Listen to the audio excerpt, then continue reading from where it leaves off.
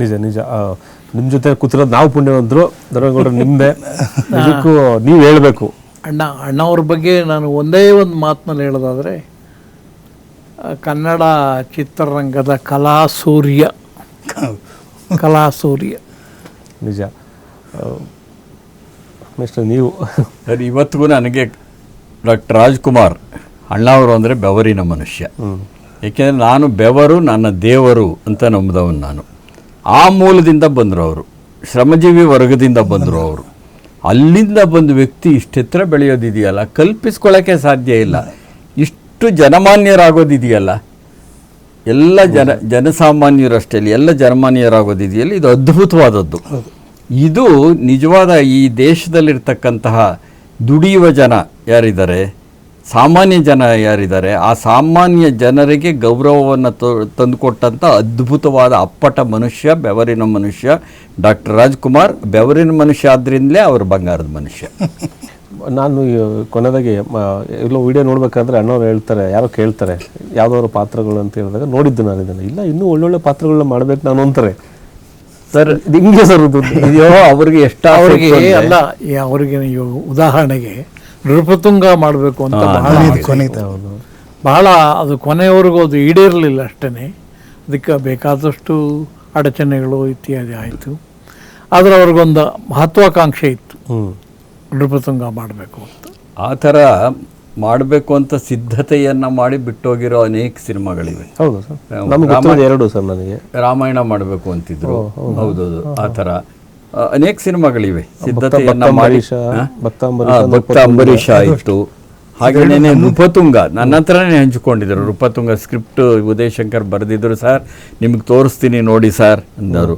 ಸರ್ವಜ್ಞ ಮೂರ್ತಿನ ಇನ್ನೊಂದ್ಸರಿ ಮಾಡಬೇಕು ಸರ್, ವರದಪ್ಪ ಇನ್ನೊಂದ್ಸರಿ ತೋರಿಸ್ಬಿಟ್ರಿ ಬರ್ಗೂರು ಅವರಿಗೆ, ಬೇರೆ ಚಿತ್ರಕಥೆ ಮಾಡ್ಬೋದೇನ್ರಿ ಅಂತ ಹೇಳಿದ್ದುಂಟು. ಅಂದರೆ ನಾನು ಇನ್ನೂ ಏನೋ ಮಾಡಬೇಕಾದಿದೆ, ನಾನು ನಿಮಗೆ ಈಗ ಮಾಡಿರೋದು ಅಷ್ಟೇ ಅಲ್ಲ, ನಾನು ಇನ್ನೂ ಚೆನ್ನಾಗಿ ಮಾಡ್ಬೋದಿತ್ತು ಅನ್ನುವ ಹಸಿವಿದೆಯಲ್ಲ.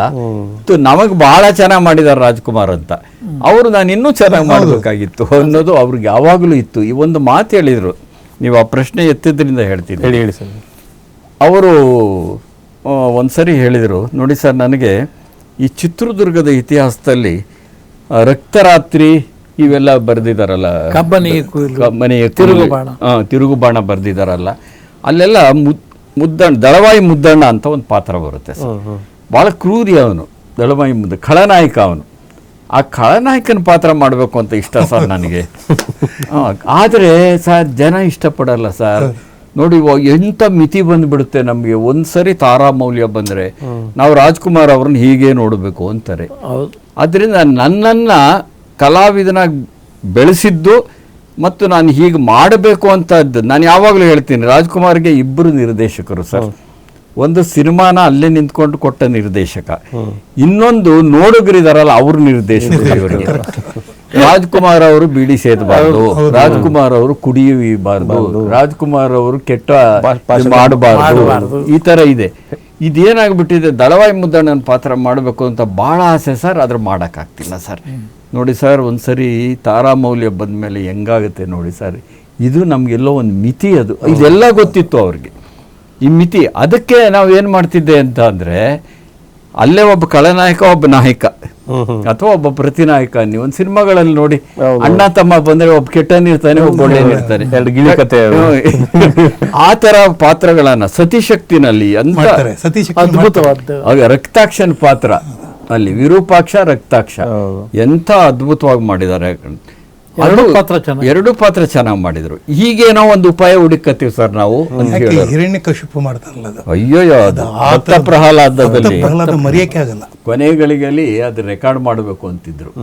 ಪರಮಶಿವನ್ ಅವ್ರನ್ನ ಇಟ್ಕೊಂಡು ರಂಗಗೀತೆಗಳನ್ನ ಕಲಿತು ರೆಕಾರ್ಡ್ ಮಾಡಬೇಕು ಅಂತ ಹೇಳಿ ಮನೇಲಿ ಒಂದು ಲೆಗ್ಗಾರ್ಮೋನಿಯಂ ತಂದು ಇಟ್ಕೊಂಡು ಆಗಾಗ್ಗೆ ಬಿಡುವಾಗಿದ್ದಾಗೆಲ್ಲ ಅದನ್ನ ಬಾರಿಸ್ಕೊಂಡು ಚೆನ್ನಾಗಿ ನೋಡಿಸ್ತಾ ಪರಮಶಿವನ್ ಅವ್ರ ನೇತೃತ್ವದಲ್ಲೇನೆ ಮಾಡಬೇಕು ಅಂತ ಇದ್ರು. ಆದರೆ ಅದು ಈಡೇರಲಿಲ್ಲ.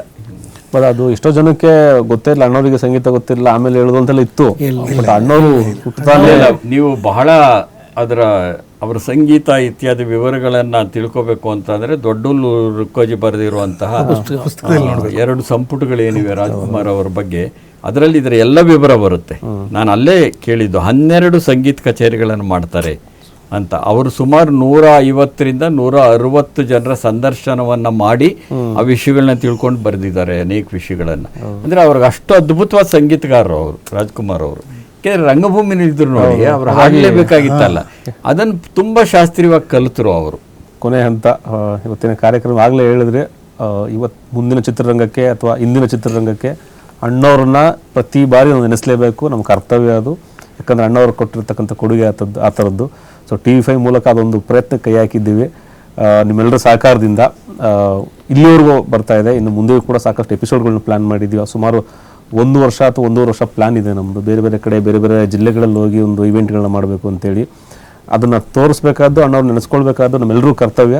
ನಿಮ್ಮೆಲ್ಲರೂ ಸಹಕಾರದೊಂದಿಗೆ ಇಲ್ಲಿವರೆಗೂ ಬಂದಿದ್ದೇವೆ. ನಿಮ್ಮ ಸಹಕಾರ ಮುಂದೆನೂ ಹೀಗೆ ಇರಲಿ ಅಂತ ಹೇಳ್ತಾ, ನಿಮ್ಮ TV5ನವರು ಮಾಡ್ತಿರುವಂಥ ಈ ಅಭಿಯಾನ ಇದೆಯಲ್ಲ, ಇದು ರಾಜ್ಕುಮಾರ್ ಅವರ ಹೆಸರಿನಲ್ಲಿ ನಡೀತಿರೋ ಅಭಿಮಾನ ಮತ್ತು ಒಂದು ಅಭಿಮಾನವೂ ಹೌದು.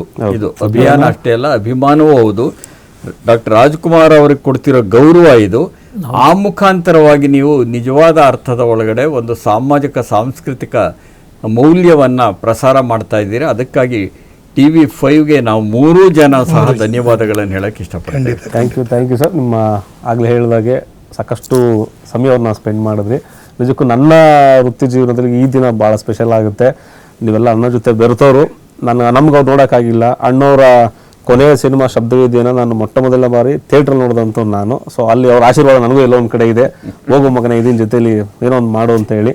ಸೊ ನಿಮ್ಮೆಲ್ಲರ ಆಶೀರ್ವಾದ ಕೂಡ ನಮ್ಮ ಮೇಲೆ ಇರಲಿ. ಈ ಕಾರ್ಯಕ್ರಮದ ಉದ್ದೇಶ ಕೂಡ ಅದೇ, ಏನೋ ಒಂದು ಮಾಡಕ್ಕೆ ಹೊರಟಿದ್ದೀವಿ, ಅನ್ನೋದನ್ನ ಯಾವತ್ತೂ ನೆನಪಿಸ್ಬೇಕು ಅಂತ ಕಾರ್ಯಕ್ರಮ. ನಿಮ್ಮೆಲ್ಲರೂ ಸಹಕಾರ ಕೊಟ್ಟಿದ್ದಕ್ಕೆ, ಬಂದು ಕೂತಿದ್ದಕ್ಕೆ ಇತ್ಯಾತ್ಮಕವಾಗಿರಲಿ ಅಷ್ಟೇ. ಖಂಡಿತ. ಸೊ ನಿಮ್ಮ ಸಹಕಾರಕ್ಕೆ ನಾನು ಧನ್ಯವಾದಗಳನ್ನು ತಿಳಿಸ್ತೀನಿ. ಇಷ್ಟೊತ್ತು ಕೂತಿದ್ದಕ್ಕೆ ಧನ್ಯವಾದಗಳು ನಮ್ಮ ಇಡೀ TV5 ತಂಡದ ಪರವಾಗಿ. Thank you sir, thank you very much.